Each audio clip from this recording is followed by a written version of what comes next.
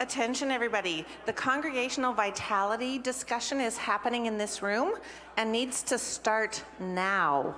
So if you are not planning on being part of that conversation, I'm going to invite you to find a different place to take your lunch and your conversations.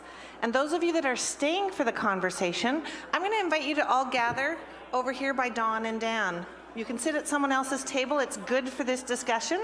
So please come on over. And the rest of you, please quickly and quietly exit the room. Thank you.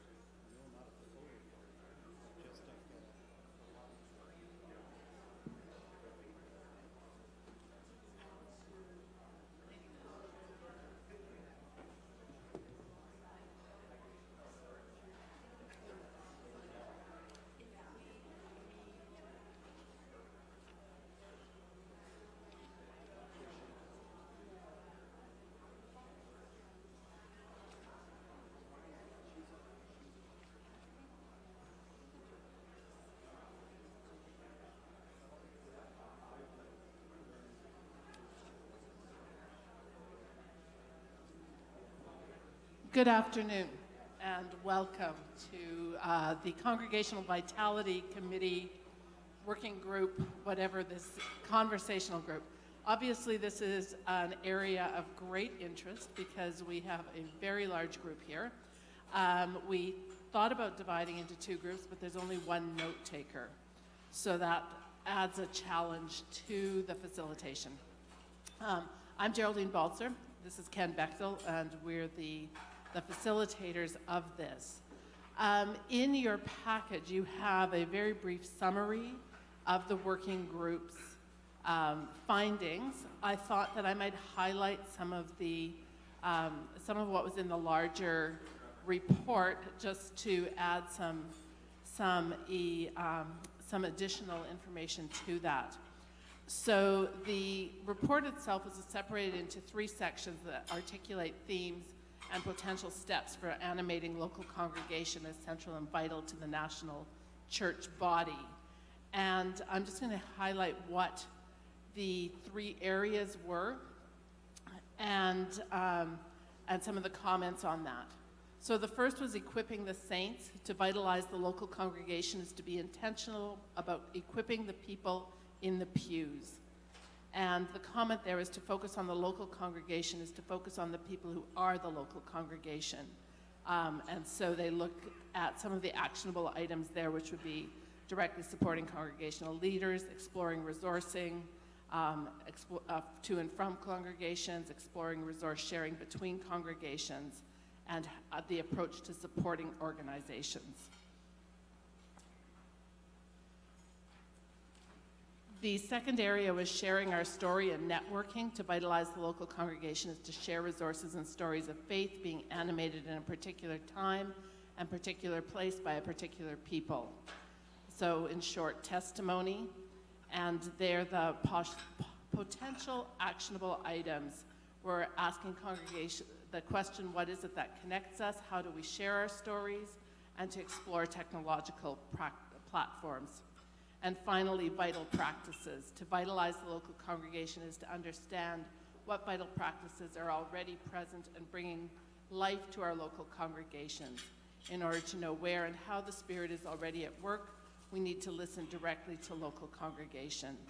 And there, the potential actionable items are construct consistent and persistent ways to listen to congregations, connect churches that share similar vital practices, and craft specific resources that can equip the saints in ways that speak directly to the vital practices of local congregations. So I think we'll just open it up for conversation about the idea of the vital church and what people see as significant and important within this.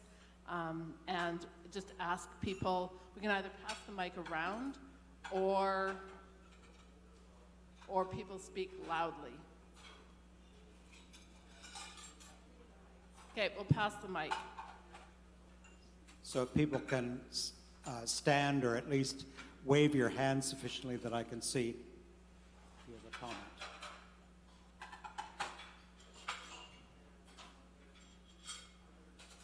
Sure.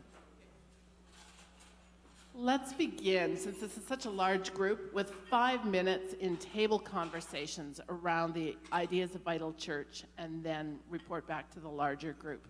I think we'll get a more fulsome discussion happening if we have smaller groups to focus our thoughts in.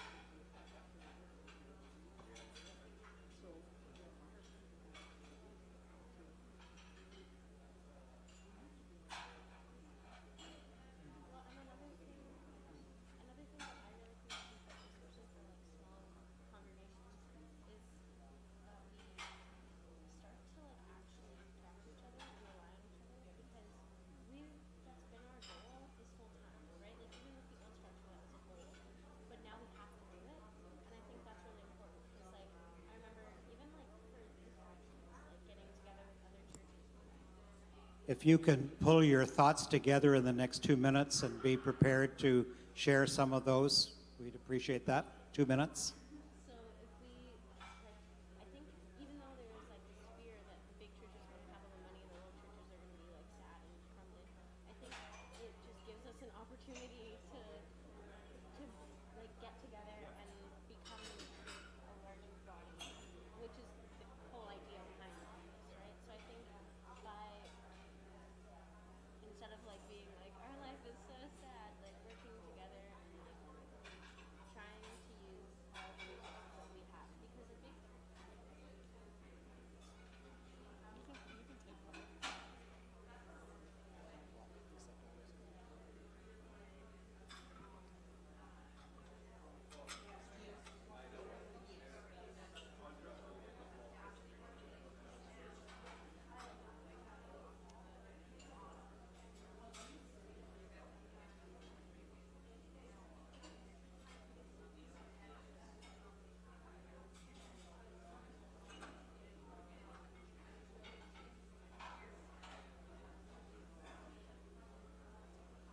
Okay, thank you. I realize that that's very, very short, but we're supposed to be back in the main session at 1:45. So because we got this space, our time was eroded by those people who wouldn't leave.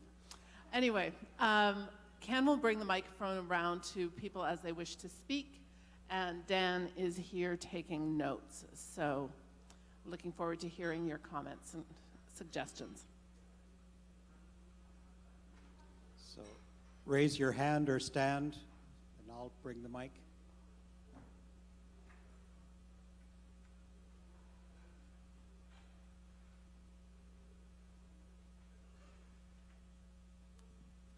Well, our group talked about a couple of things. One was music brings vitality to our church, but another big one was relationships. So either it was seniors groups or women's groups, and it was either coordinated with maybe having a guest speaker or a Bible study, or it was casual and social. So relationships and music were kind of what we had.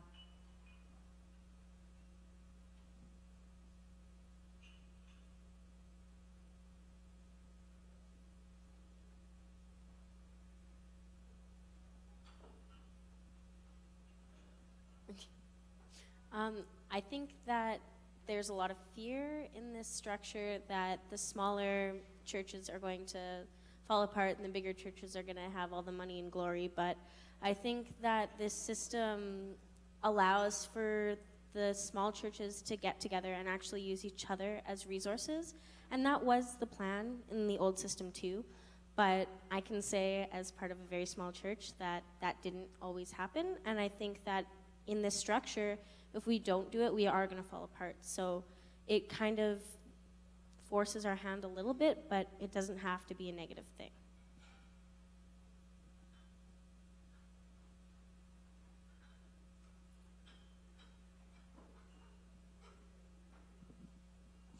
Right, good afternoon. My name is Winston Pratt, and I'm one of the pastors at Peace Mennonite Church in Richmond. I joined Peace Mennonite Church about a year ago, and I just shared with the group that I recently celebrated my 1st anniversary as pastor and my 1st anniversary as a Mennonite.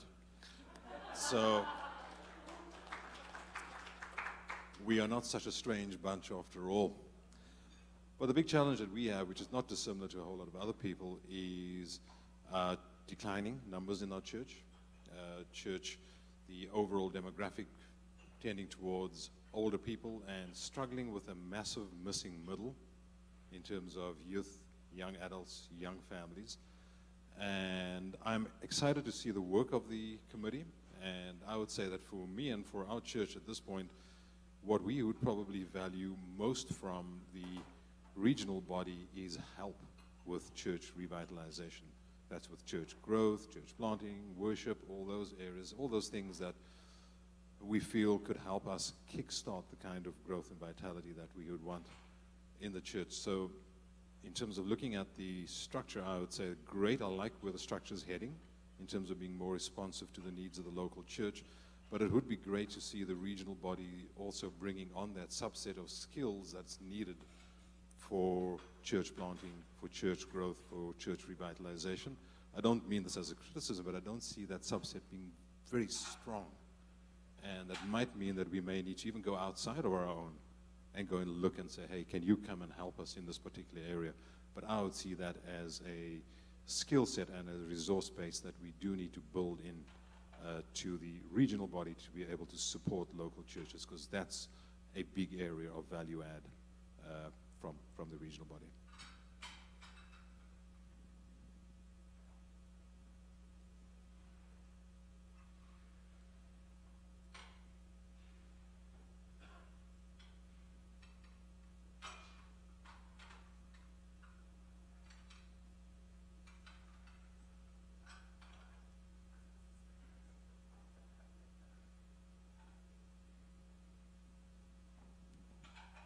I'm Pauline Steinman from Saskatchewan.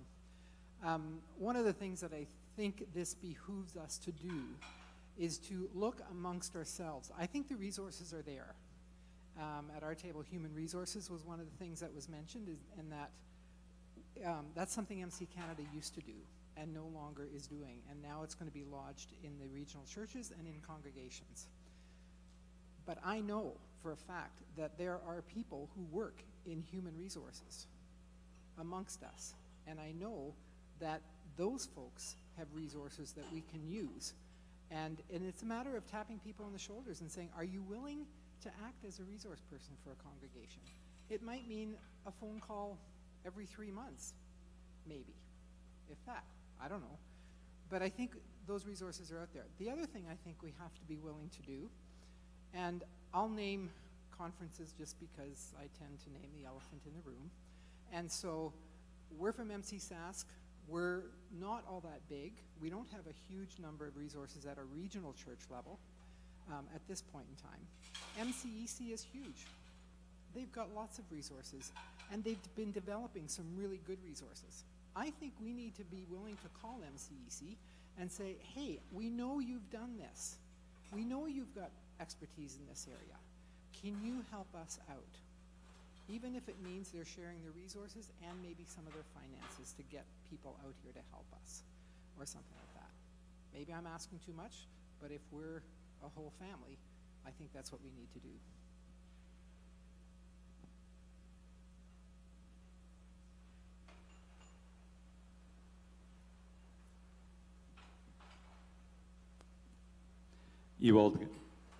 This is loud.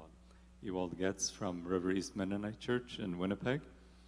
I think one of the things that we struggle with in our congregation especially is not necessarily that we lack resources, yes, some, but we lack the interest in participating and being resourced and being equipped. That is one of the biggest challenges we face in our congregation in terms of leadership. If we offer resourcing, if we offer equipping, and if we want the saints to come together, the saints don't necessarily want to come together to be equipped. And I guess I'm asking for a more basic understanding of getting back to that spiritual need that people need to have in order to be equipped. How do you work at that within the congregations, and how do you not get discouraged when it doesn't seem to happen as you expect it to happen?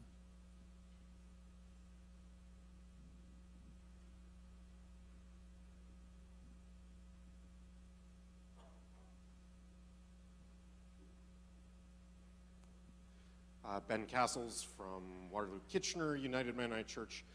First of all, I'll say that as a pastor in the behemoth of what is MCEC, I will say that one of my, this is somewhat off point, although I promise to get back to point, one of my enduring concerns is a fear in our new structure that exactly what was expressed, that smaller area churches may feel like they are losing out something because of the different shape of our national body. So I am saying that as a member of what is this feels like this giant MCEC. I don't work for MCEC. I'm just pastor of the congregation there. But the message the MCEC will be getting from me is for us to be sharing our resources across the nation. So that. In terms of vitality, what strikes me in these recommendations, and the one that for me is the most interesting one, or perhaps even the most important one, is this idea of sharing our stories.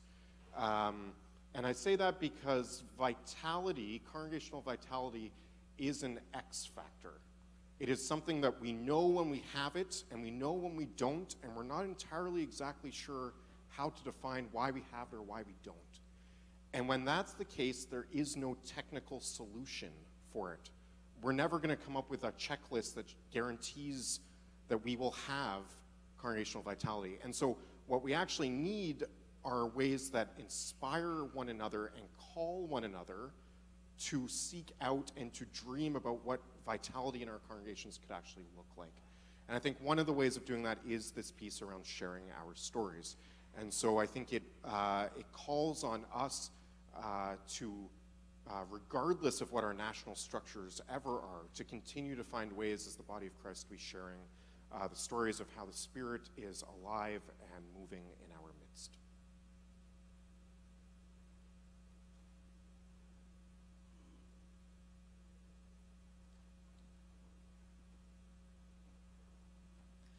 My name is Karen. I pastor the church at Harrow, which is also in Ontario. And I'm just going to follow on that. We actually, our whole conversation was started by the question of, have we defined vitality? And just kind of building on that, some of what you had said certainly, but I think that's going to be an important thing, and should always be an important thing for us, is actually taking the time to really think about what does it mean to be vital or to have vitality. And certainly one of the things, and how do we achieve that?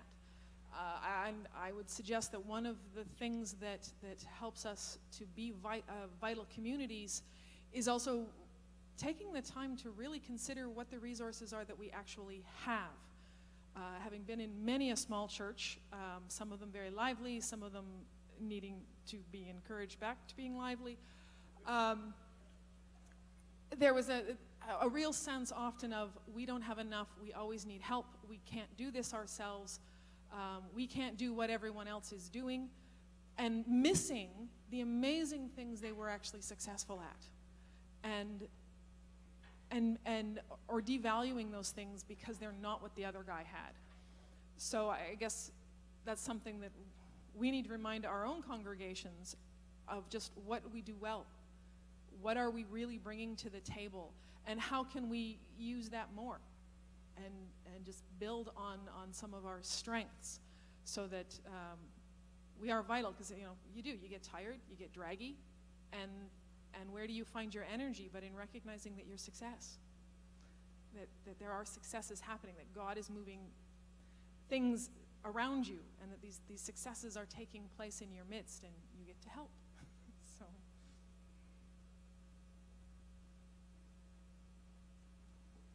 I'm Emily Rempel from East Sora Mennonite, also in Ontario. I think when we talk about congregational vitality, a main point is looking at how we as congregations worship, like how our services are framed. And I think with this new focus at the congregational level, this provides us with a really great opportunity to better equip the saints, like it says in the document here, to equip our pastors and to equip other people leading worship in our churches, to know how to lead that conversation between the worshiper and God, and those essential points, and being open to the work of the Holy Spirit. So I think this will be a really great opportunity to look at how we worship and if we're worshiping effectively. And I think that can also play a part in declining numbers. If we're not worshiping effectively, then we're going to lose people. So to create vital congregations, we need to look at how we worship.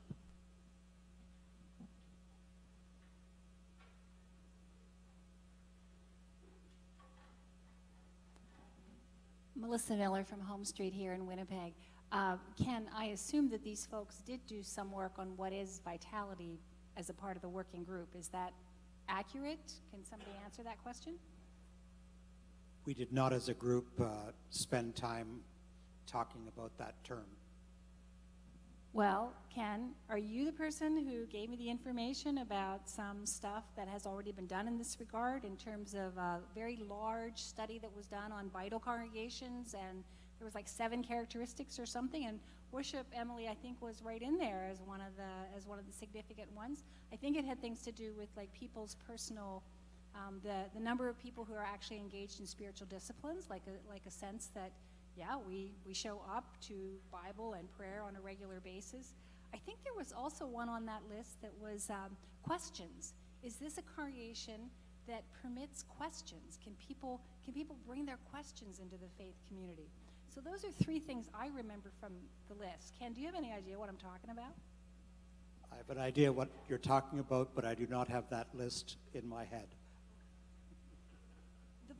The summary point, is that we have good ideas in front of us about how the regional churches can equip individual congregations in their being alive and vibrant and vital. And there are places and people who have done summary research and can put that in front of us.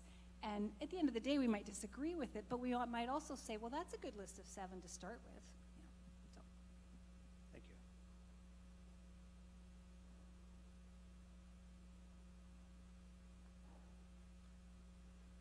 Geraldine, do we have just another minute? Okay, if there's a final question or comment.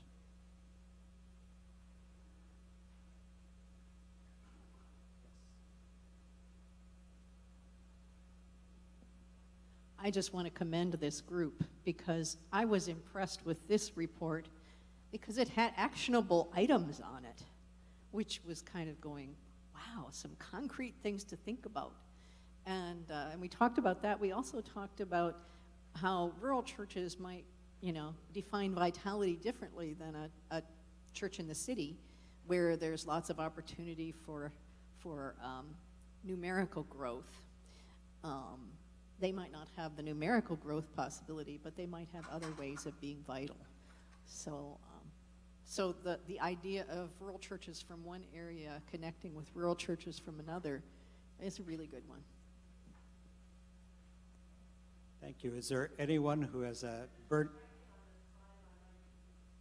Okay.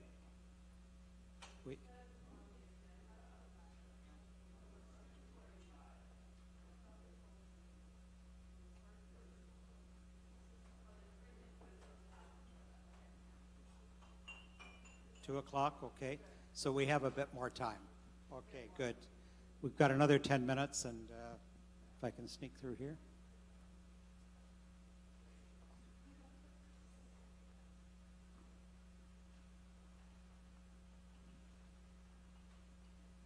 Vitality has nothing to do with size.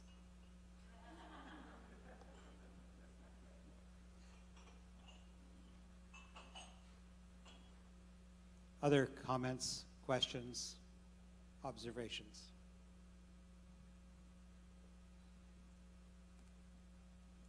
I suspect vitality has more to do with interest and intent of the people in the church. And our table had an example here of their church is very similar to ours. In fact, they sprung from our church. I'm Sherbrooke Mennonite Church in Vancouver, and he was talking about Peace Church. We were basically an immigrant church, and we grew from immigration. Vancouver's gotten very expensive, and people are moving out. Young people can't afford to buy houses in Vancouver. Our neighborhood is predominantly Sikh, which is very difficult to penetrate. But the point that was made at the table here is that we as Mennonites are very friendly to each other. So we have our little circles, and when we form a circle, we're very friendly to each other, but we're turning our backs on a lot of people. So if we want vitality, we may have to stop turning our backs on some people.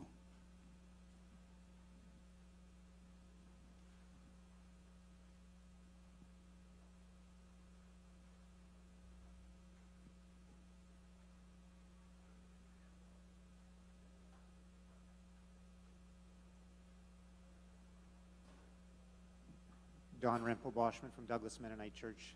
I think 100 years ago, churches suffered from a lack of resources, and now we have an abundance of resources. It's just a matter of knowing which resources to use and which ones you can trust.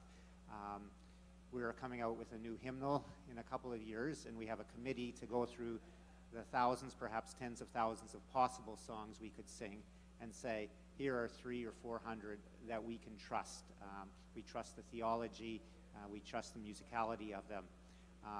I don't think we need 300 or 400 resources for congregational vitality, but perhaps out of the hundreds that are out there, there's a role for the regional or national church to sift through some of the most important and some of the most popular ones and say, these resources are not invented by Mennonites, but are compatible with the Anabaptist faith.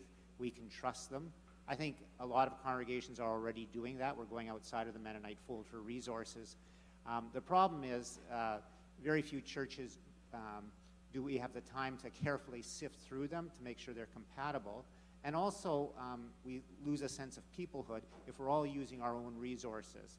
So perhaps if the regional or national churches could say, here are some great resources.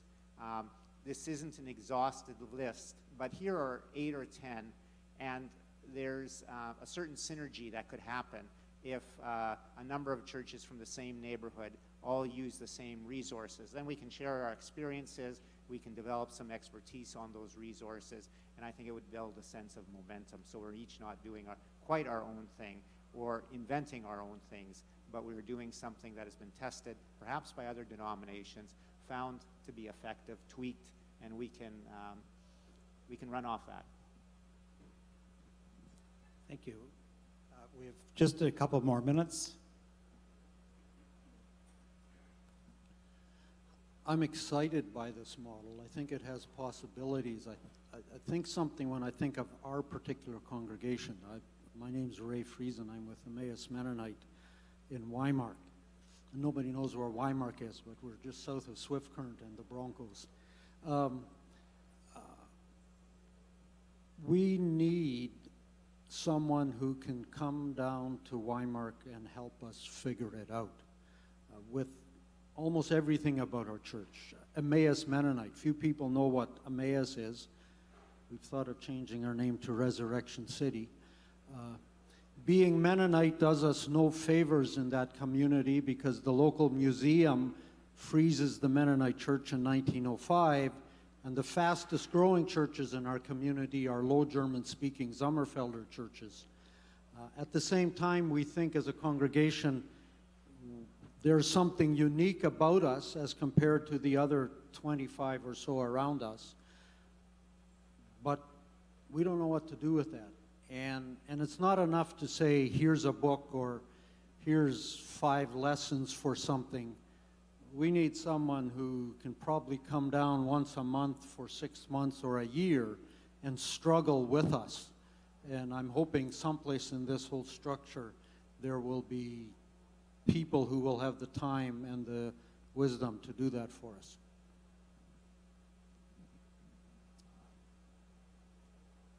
Okay, I think our time is up.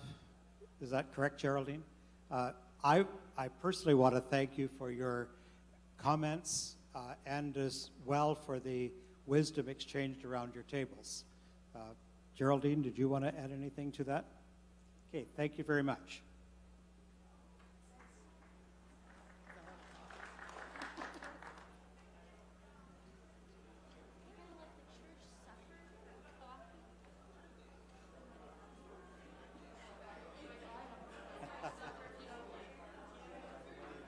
You said you're at Harrow? Yes. You might have heard the name Audrey Mirau, former pastor. That's my wife. Okay.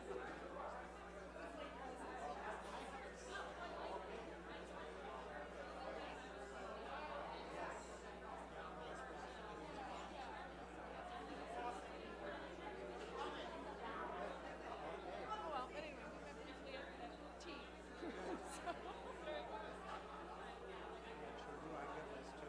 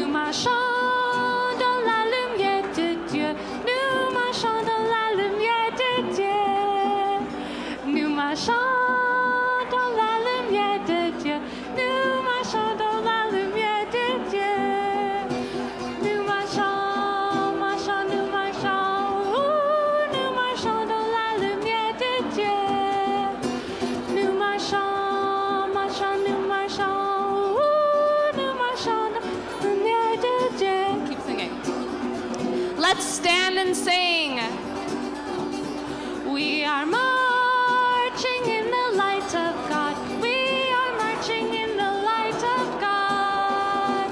We are marching in the light of God. We are marching in the light of God. We are marching, marching, we are marching. Ooh, we are marching in the light of God. We are marching, marching, we are marching. Ooh, we are marching in the light of God. English again. We are marching in the light of God. We are marching in the light of God. We are marching in the light of God. We are marching in the light of God. We are marching, marching, we are marching. Ooh, we are marching in the light of God. We are marching, marching, we are marching. Ooh, we are marching in the light of God.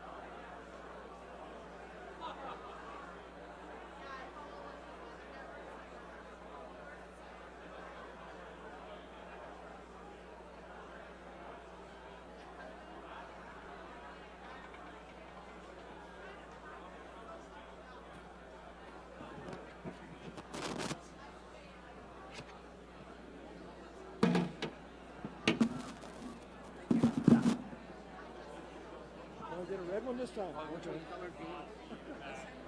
Are you doing this too? Okay. You don't play with the buttons. You don't play with the buttons. You just hand it to the person who's got his hand up. It's getting you right now, okay? It's picking you up right now. So I'll take this end of the room, and you take the center, and I'll take the far.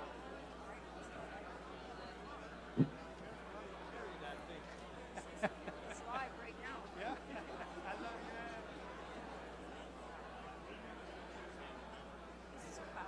Yeah, that's right.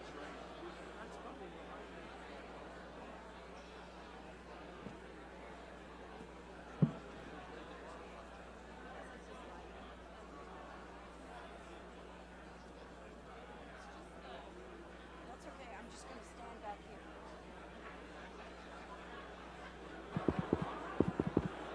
Okay, welcome back.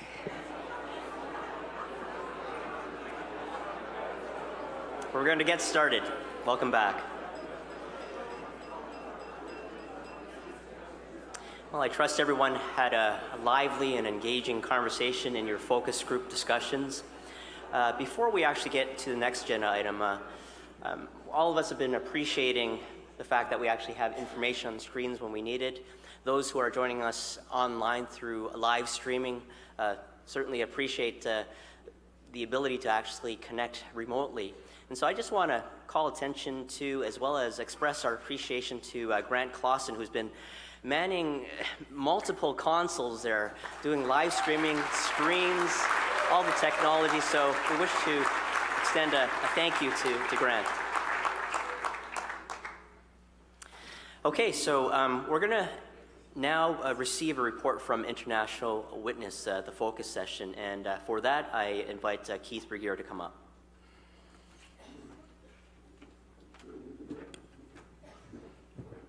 So unfortunately, I wanted actually to sit in on this so I could hear the conversation in order to report back. Unfortunately, I was collating the conversation from before lunch in order to be able to report later. So I just got this document from the group that was talking about the International Witness proposal. So it's, what I'm going to say is relatively unfiltered. Some of you know that I do that all the time anyway. So that group broke into 3 smaller groups, and they each just simply have 1 or 2 points regarding the International Witness proposal. The importance of continuing to use the expertise that's available and build on the relationships that International Witness has had over the years. If we are going to work more closely with MWC, and I would add, because of what I know, Global Mission Fellowship, we should also plan to send more resources to them, including money. I'm not a paid advertisement for my wife. Speaking of unfiltered. Important to include MC Canada as a manager or overseer of this work is important. The intent of relational funding, connecting congregations to projects, is very important. To be sure that this portfolio within MC Canada is lodged with a person at regional and joint council level so they don't get lost in the basket of lots of other things.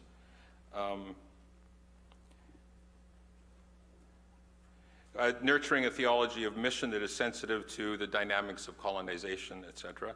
That's a very long conversation. Consensus on the model and funding still needs to be clarified. We need some sense of security for the workers. Talk of the existing overlap from the working group report affirming the Great Commission. So there's a missing connection there in terms of task and identity. And it's not clear from the proposal what part of the working group's work is valued and picked up and what parts are missing. So some clarification there.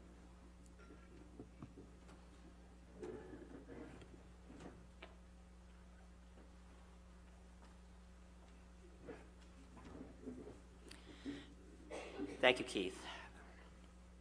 So we now move to our open discussion on the International Witness proposal. And for that, I invite Willard and Paul to join me on stage.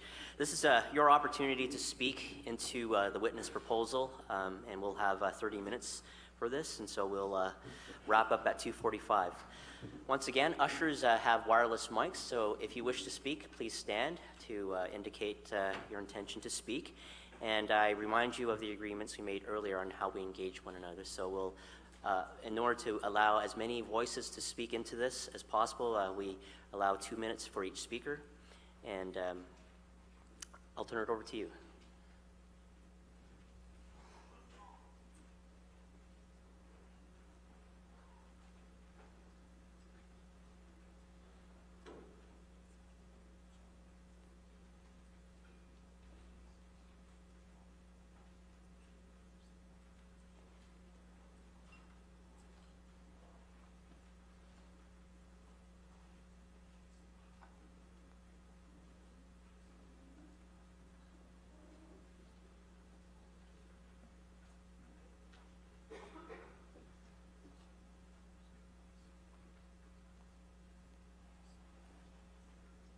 My name is Palmer Becker. I was a minority voice in the International Witness Working Group, and maybe part of the reason why they couldn't reach consensus, and we now have a new consensus or a new council here. I'm a member of Waterloo North Mennonite Church. I speak in favor of the proposal of international witness structure, but I have heavy concern as to how much can actually be done effectively at a national level. The proposed structure seems to assume that international witness will continue to be done primarily on a national level while we're moving towards a regional church level. The proposal says basically national has 5 items, if you look on the page 37, that national staff will be highly involved in setting priorities. They will recruit and screen potential workers. They will provide oversight to the projects and workers.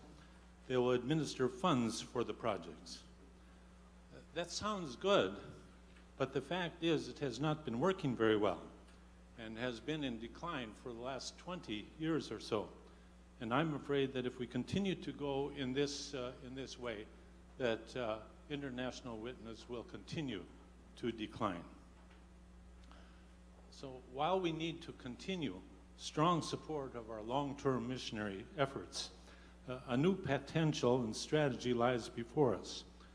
We are living in a different world. During the past 20 or 30 years, thousands, in fact millions of people have been coming to Canada. They've been coming from Southeast Asia, from Africa, and from Central and South America. And some of them have come from areas where we have had overseas mission work with long-term missionaries. We now have about 40 churches of Asian, African, and Hispanic backgrounds who are members of Mennonite Church Canada. Leaders in these churches know the language and culture of these people who have been coming to Canada, or they know the language and culture of their home congregation or home countries where they have come from. They have passion and ability for church planting and mission work among their own people and among us. Pastor Johnny of the Eritrean group is doing missionary work in Eritrea and Italy right now, working with the refugees that have fled his place. Pastor Abraham has planted a church in Kitchener and is now hoping to plant another one in Guelph. Pastor Chong, who is here, led 21 of his people to do a 3-week service ministry in Laos. Pastor Joseph talked to me, said we would like to sponsor 2 families, but we don't have the funds. These people need our partnership. They need our support from staff or elsewhere. And it's impossible for the national staff to understand or to be involved in these ministries. They are too far away, so none of these have really looked to the national staff for help or for support or for partnership. They have done it on their own somehow or other. And yet they are reaching out for our companionship and help. So I believe the new structure will encourage other regional, well, one of the best things we have going in Ontario is our mission minister, who working full-time, relating to the 15 congregations that we have of other groups, and I believe building trust and relationship. I don't think they're going to be leaving the conference very quickly. I believe the new structure will encourage other regional churches to employ or appoint a mission minister, even if only part-time, who can help bring it to the region. So I would hope that we could develop a team of people who would set priorities that in the region and beyond. Thank you.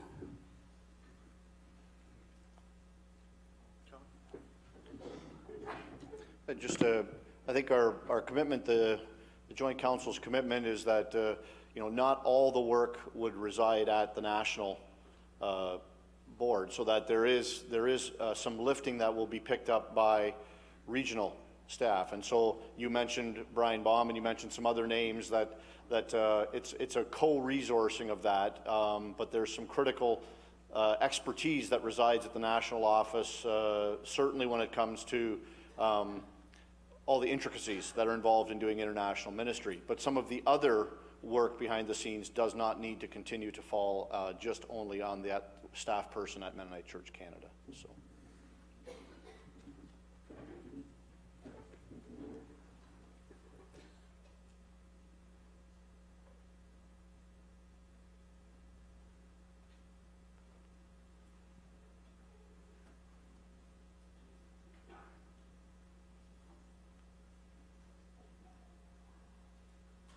So in the proposed model, I've seen many similarities between this model and the network model that's been adopted in the States. Sorry? Name and church? Oh, my name is Claire Hansen. I'm part of the Roster Mennonite Church. So yeah, anyway, I've seen lots of similarities between the network model and this proposed model. And it seems their current situation there is that there's not much recruitment process, and it seems like whoever has an idea and has the money to finance that idea is able to make their commitment come to light. And I was wondering if there's concern that this will happen to Witness, and if so, how does this change our mission as Witness, and how does this affect our current connections overseas and also with our current workers? Thank you.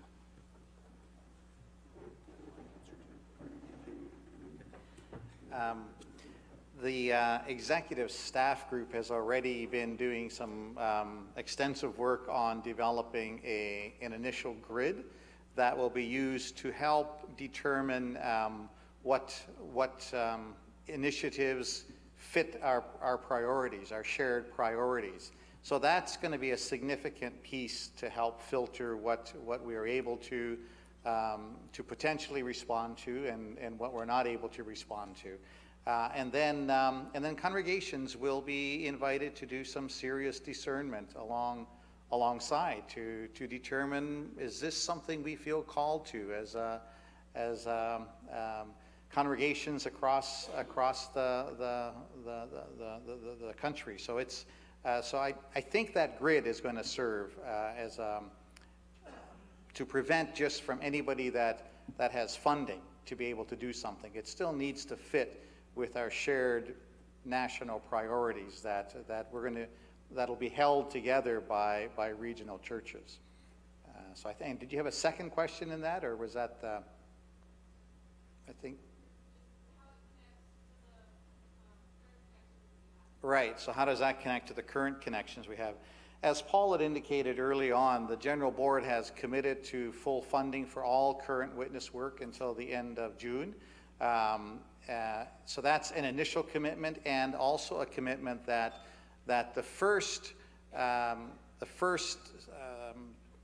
process of discernment is with our current witness work.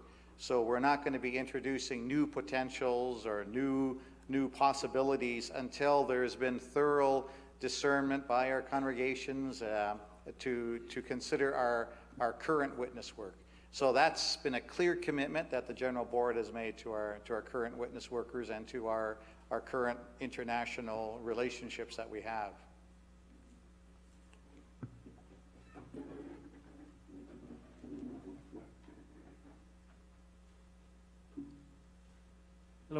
name is Raphael Dirksen, way in the corner over here from Springfield Heights Mennonite Church.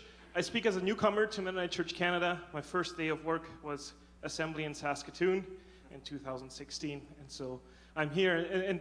I'm speaking with great hesitation towards this proposal because I feel like so much is left unsaid and is left unclarified. We've talked a lot about funding, and there's really no answers in this proposal to the funding questions that the task force put up, and so it's not quite clear how this model of funding relationally and also funding by budget is going to work. And for our church that I represent, this is a matter of great hesitation. Now, I know we talk about missions in different ways in a denomination that is as varied as we are, but at times it has felt, at least for members of our congregation, that this is a slow backing away from that conversation and slow backing away from anything related to witness, and that this is the first step. Instead of a vigorous conversation with different opinions that can still be had, and a deeper theological engagement what it means to do missions without that baggage of colonialism and all the other things, all that hard work that we do. And we realize it's very easy to cut funding here. And yet at the same time, it just seems like we're just speeding ahead with a new process because June 2018 is happening in less than a year. And we have to have something in place to keep going from there. And all of this together makes the congregation I represent very hesitant about this proposal. So that's what I wanted to share with you. Thank you.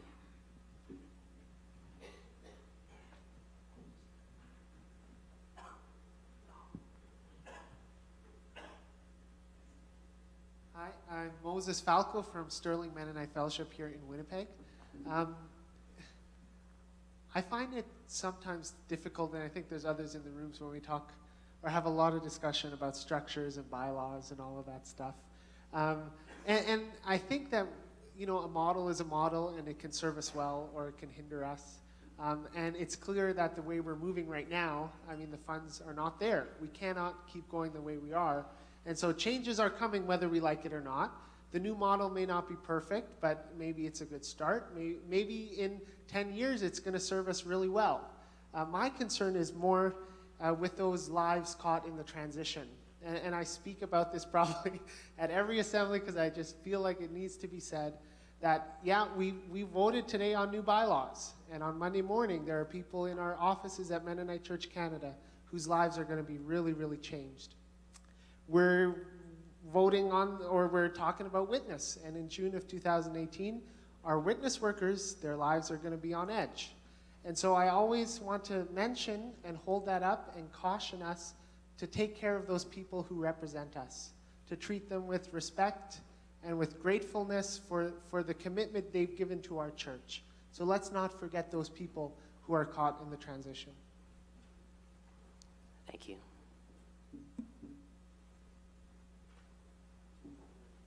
I think it's me. I'm in the corner. A specific question of clarification, and my apologies, I was leading a different group, so I've missed the international witness work. This is repetitive. Kyle Penner, Grace Mennonite Church in Steinbach, Manitoba. So currently under this funding proposal, my church is going to say, I'll make a number up, we're going to give MC Manitoba $50,000, of which a percentage of that's going to get forwarded to MC Canada. Is that correct? Thanks, Willard. And part of that money then is supposed to go to witness workers, but according to this, just so I'm clear, we have Mike and Cheryl Nims in the UK are members from our church. So in addition to that $50,000 we are sending to MC Canada, is there going to be an expectation that we will be invited to give more on top of that $50,000 to support Mike and Cheryl specifically? Is that correct? And if you say yes, my fear is that we're robbing Peter to pay Paul in the long run, but that's okay. Yeah, no, that's a very fair question. I think our understanding would be that in most congregational settings where they have a congregational partnership, that already would be considered above core budget funding. And so what we're asking is for congregations to continue that practice. So it's not so I mean, because that's currently what's happening, and we're asking congregations to consider joining the other congregations that are doing that very thing. And your hope then is of our $50,000 that we don't like take away $5,000 from you to give to Mike and Cheryl. Yeah, that Perfect. would, yeah. That clarifies everything. Thank you. Excellent, and you look quite eager to make sure that happens, so.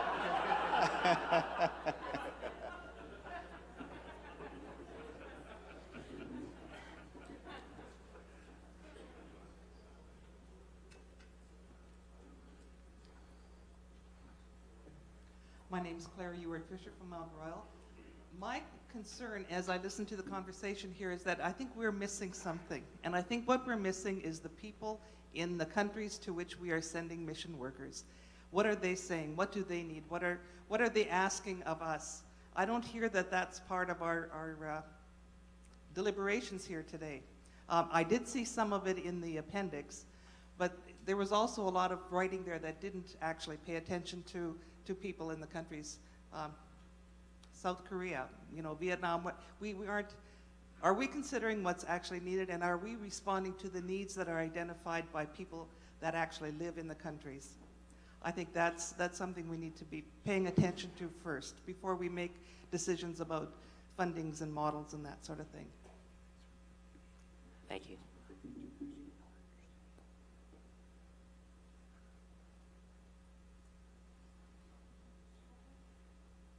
Okay, on my left first. Suzanne Gunther-Lowen from Nutana Park Mennonite in Saskatoon. My question is around partnerships with other Mennonite organizations. Mennonite World Conference was specifically mentioned, but we have other organizations that work internationally. We have Mennonite Central Committee, we have MEDA. We already have sort of a network of people, and some of what I've heard is that there's a concern around duplication of work. So if Mennonite Church Canada is, Mennonite Church Canada witness workers are working with refugees in Europe, why is that not sort of a joint project between MCC and Mennonite Church Canada? Same with things like microloans that MEDA could work with MC Canada Witness. So my question is around not doubling up on work that we have other organizations already doing, and making sure the partnerships are not just with MWC, but with other organizations as well. Thank you.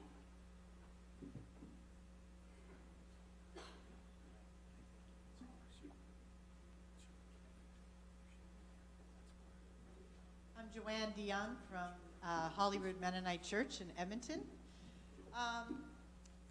Our church is 40% West African refugee, and we've been very blessed to be partnering with them and going back and forth and doing things, and I think the church would really benefit from definitely increasing the work that we're doing overseas. It doesn't look like we're spending a lot of money on that kind of work, and I think it's vital, and we're a very wealthy church. I found the proposal kind of unclear, especially, like, it seems like there's two kinds of things. There's mission, like if a church wants to do a particular mission, and then there's witness, and those seem to be two different things. And if a church wants to do something overseas, what is the procedure? It doesn't seem clear anymore. Do we go right to Mennonite Church Canada? Do we go to Mennonite Church Alberta? Is it you have your congregation, the Mennonite Church? Is there more hoops now? They could still reject you 1 year later after your church has already agreed. Like, where are these opportunities coming from? From the church? From Mennonite Church Canada? It feels like we're just decreasing. I mean, we're bringing people home from witness, I'm assuming, unless that's not true. And just how is the funding working? Like, are we all supposed to, are we fundraising now? Like, there's so many questions. I went to the workshop and there was no one there to answer any questions. So it almost seemed like, why are 75 people in a room with nobody to answer any questions? We need transparency. We need to know how does this work? Does this even make sense? And yeah, I think, like I said in my group, we need to have people from other countries coming to us because we really need we have a lot to learn. And I think we're a wealthy, self-centered people, and we need to be sharing our gifts overseas, and we need to be receiving the gifts in return. And I'm just feeling like the vision seems to, there's a lot of talk about structure, and I know this is a structure conference. This isn't necessarily a visioning conference, but to me, the vision determines the structure, not the structure, and then let's see what kind of vision we can fit into this to make it work financially. Thank you. Thank you.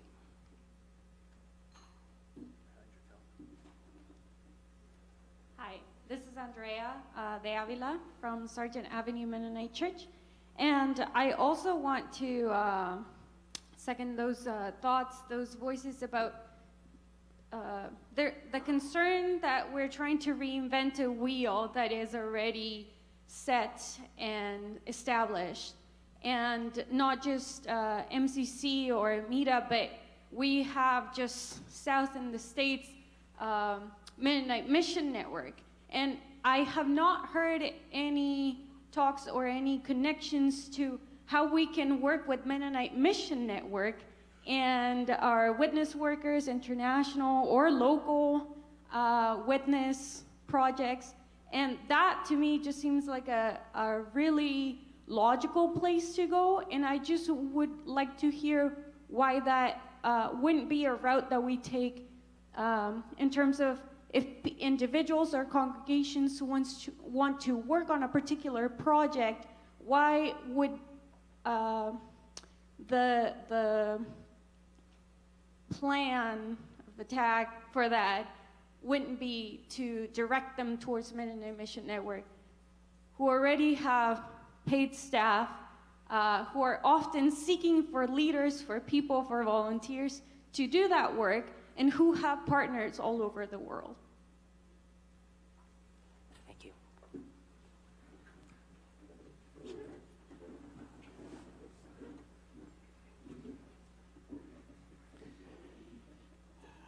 Well, there's a lot on the table here. I think maybe I'll start with the proposal. I think has a preference that Mennonite Church Canada would be invited to consider invitations from our global family. That's sort of a preference. And Mennonite World Conference is that family that we belong to, that global Anabaptist family. And so our assumption is that Mennonite World Conference would be very helpful to broker those conversations. They know which of our sister national churches that we should perhaps be in conversation with, that is a need, that might be wanting to look for some help. And so can we consider that? As in any Anabaptist Mennonite denomination, we can never prevent, neither do we want to, but prevent from initiatives coming from congregations. That will always happen as well. And so probably initiatives we would envision coming from both ends, right? Some of the concern we've heard is however, that congregations aren't always best equipped to really do the kind of discerning initially as to where a response should be. Sometimes congregations are driven by a trip that occurred and somebody they met, and then they want to continue doing something. We applaud that kind of desire of generosity and solidarity. But as you're looking at trying to have a conversation between national church and national church, it becomes a bigger conversation. So you may have an example of where somebody from a congregation is on a 2-week mission trip visiting somewhere, and they meet some pastor in whatever country that says, we've been wanting to build a church for 20 years and we've never been able to. And so then you go home to your home congregation and say, we can do this. And we raise money and off we go. Unbeknownst that maybe that national church has been in conversation with that pastor, and that as their gathered community, that's not really where they're sensing God moving. It's something else. And so here, a single Canadian congregation can actually work against sort of another national church's broader discerning. And that's not intentional. That's just how things work. And so the preference is that we really work national church to national church. But what we're also saying is we really think it's important that congregations begin to develop their prayerful discernment muscles, which we've been saying in other processes as well, that instead of the national group, whoever that might be, determining, yes, this is where we need to go, can we bring some of that discerning exercise to congregations? Pray with us, discern with us, because quite frankly, if you don't support it, we can't do it. The only financial support we have is what congregations entrust. And so you have to buy into it. Otherwise, we run the risk of the national church discerning, this is what we got to do, but congregations say, we don't have any connection in this. And we come to you and we say, but we need you to financially support it or it's not going to happen. And congregations, well, so don't let it happen then, right? So we're really trying to say, can we develop this discerning partnership here that you're part of this. You're part of, and this is not asking for your preference or your interest or, yeah, we've always wanted to maybe send a team to Guatemala. We're asking, this is prayerful discernment. We have an invitation. Should we be responding to this? Do you feel God calling us to respond? And if you say yes, then that's got to come with some financial commitment, because the only response we have, financial response we have, is what you as congregations will entrust to us. So that's the model, and it's going to be messy, and but we're going to try and do the best we can with you to try and do this well. In regards to the partnerships, Witness has always been functioning with a priority of partnership, so that Witness hasn't been going independent into a region of the world and just say, we're here and we're going to start working. Who is there? Which of our Anabaptist partners are already in that area, and can we partner? In fact, we should partner. That's a default that Witness has already been functioning with, and that value will continue as well. So I hope I've answered some of the things that are on the table here.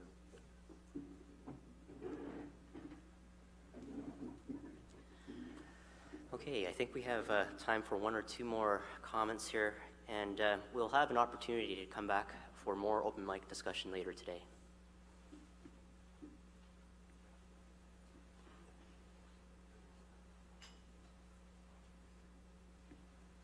Rick Oberbauman from MCC. I want to respond to what I've heard a few people say is sort of an invitation. I think I've heard it as an invitation. I want to respond back with one to say that MCC has declared itself very much wanting to be a ministry of the church and looks forward to invitations to partner.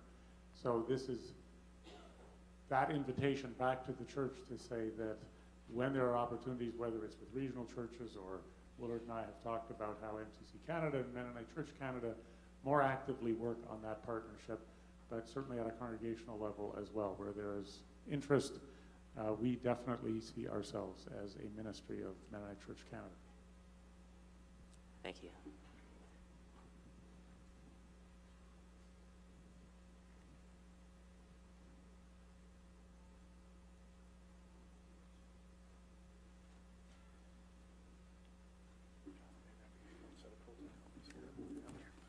So just maybe some words of conclusion here for this section, and then we can talk again later today. Just in comments or responses to the comment about there doesn't seem to be a plan yet. Well, there's a reason for that. It's not that it hasn't been worked on and that there isn't continuing work being done. The International Witness File is also one of the first that the Joint Council will be pouring a significant amount of time and energy into. However, you can only do so much before you as delegates did what you did this morning. It would be a waste of our time to do more work than what would have been prudent. But there has been much work done, and there will be more work to do. What will roll out is a more cohesive plan, is a more cohesive idea of, if our church wants to do this, how much money do we need to come up with? How would we join with other churches who might have a similar vision for a similar area? How would we partner with them? Who do we go to speak to about these things? These items will come out as we begin to now be able to process them in a much more clear and well thought out way. So I hope that also answers a few questions that that might have had. So. Okay, wish to thank you for your engagement in your conversation. I'll now turn it over to the worship team.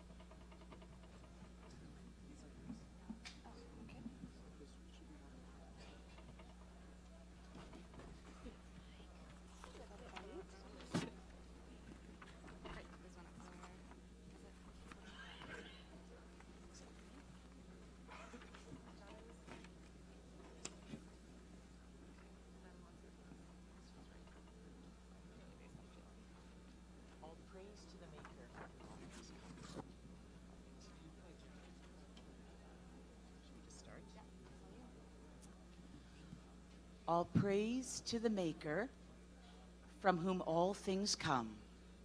All praise to Christ Jesus, his only Son. All praise to the Spirit, who makes us one. Be exalted, God, above the heavens, and let your glory shine over all the earth. Amen.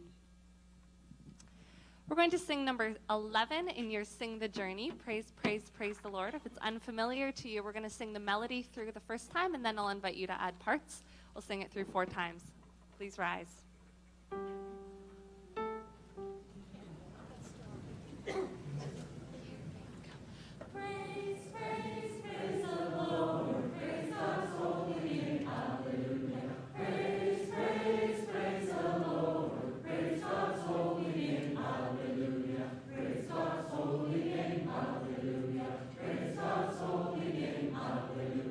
Praise God's holy name, hallelujah. Praise God's holy name,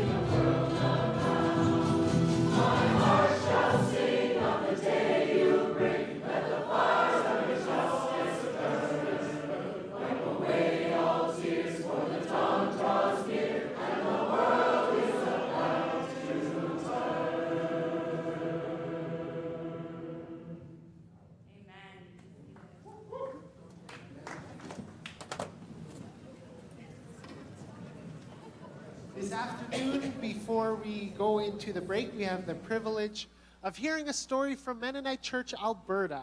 I'm going to invite Joanne Neufeld from Lethbridge Mennonite Church to come up and share the story from Mennonite Church, Alberta. And then from Mennonite Church, Manitoba, I'm going to invite Wes Gertson to share the prayer.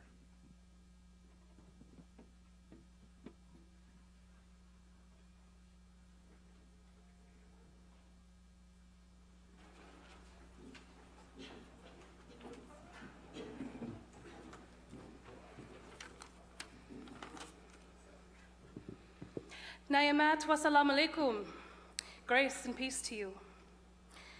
Our congregation of 80 to 100 regular attendees looks and feels like many Mennonite churches across Canada. We're a mix of seniors and professionals, a few young adults and young families. We have more people north of 40 than south. We are comprised of a diversity of perspectives, theological, political, and otherwise. We are trying to follow Jesus, love each other, and our community well. We do this in a small city approximately of 100,000 people in southern Alberta. In January 2015, our church asked ourselves at an annual meeting what God was calling us to do. In the midst of these complicated times, how could we extend Christ's love into our community? We came to the mutual conclusion that God was calling us to do what we could to bring refugees from the war in Syria to our community.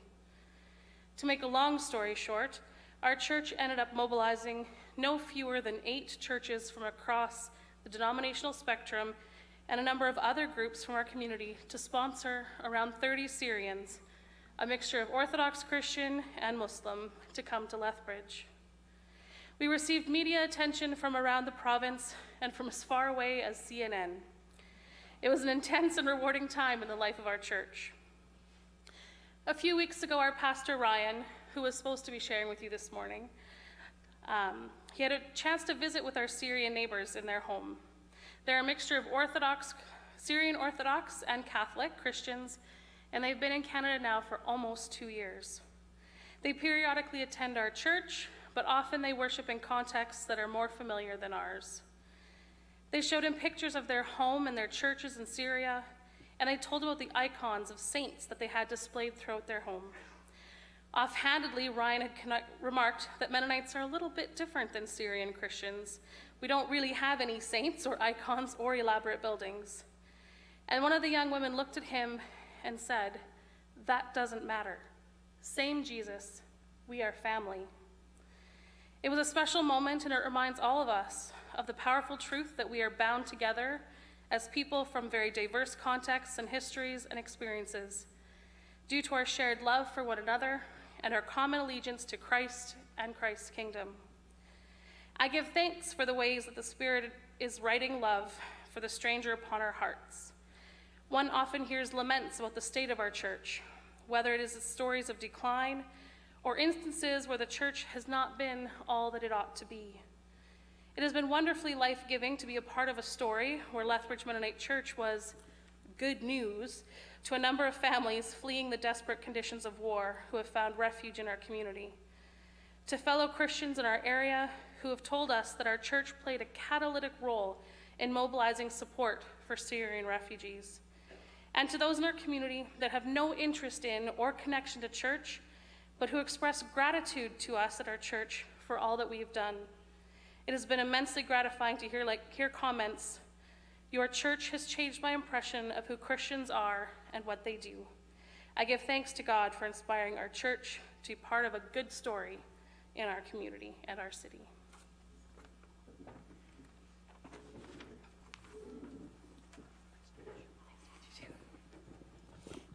Let's pray.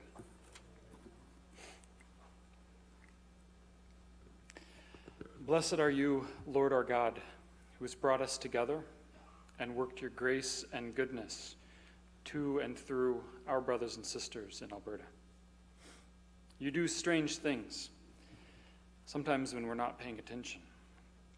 You bring Syrian refugees to small churches. You bring unlike together. We ask that you bless your people where they are partnering with you. that you nudge them where fear or inattentiveness is derailing them. We ask that you cement us, the church in Manitoba, but all of us in Canada, to your church in Alberta. We ask that you hold your church in Alberta, hold them out as your good news and hold them up to your good news. Hold them together and hold them put them in our attention so that we pray for them and that we share with them. We ask this by the power of your Holy Spirit and in allegiance to your Son, Jesus. Amen.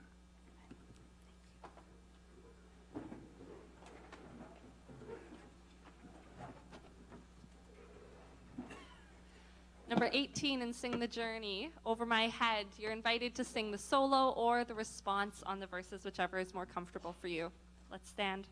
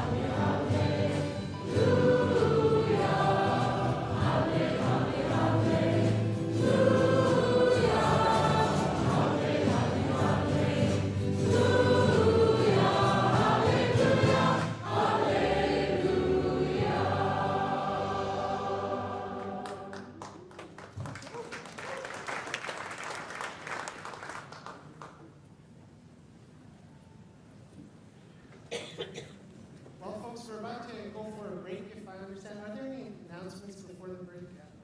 There are some announcements. Okay, 2 announcements.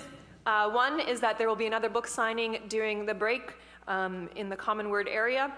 By April Yamasaki, the book Sharing Faith Stories is a new Bible study in the Upside Down Living Bible Study series. So April invites anyone to come to stop by during the break to have a look and get a book signed if you want. And also, just some logistics. During the break, space is tight. We like to visit. We want food. We want coffee. We need to figure out how to make those things all work. So during the coffee break, please use all 3 lineups for coffee. You don't need to wait for one. There's three coffee stations. You just have to maybe walk past someone who's getting coffee to the next station. And there is 2 lineups for treats. So if you don't want coffee or tea, you can go to those, or there is only 1 entrance and 1 exit to that room, but please use all the available stations. And when you have what you would like from that room, and you'd like to keep visiting, please leave the room and allow for space for others and continue your visiting. So the break is from 3 till 3:30, and hopefully we are all back here at 3:30. You are dismissed.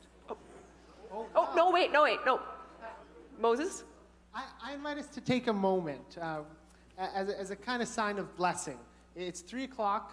We've kind of gone halfway through the day. We're only halfway through. We got a lot still to figure out. And it seems like we've spoken a lot, and some of us have spoken a lot. Some of us have listened a lot. And as this blessing, as we go into our break, I'm just going to invite us to take a breath. Just to take 20 seconds in prayer, in silence, that we haven't had a lot of silence today. Let's take that as we go.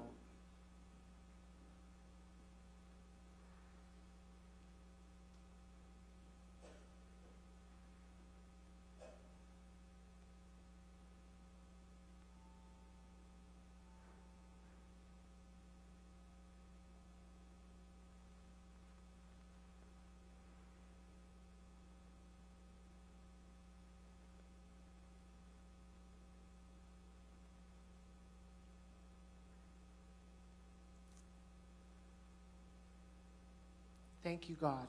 You are good. Amen.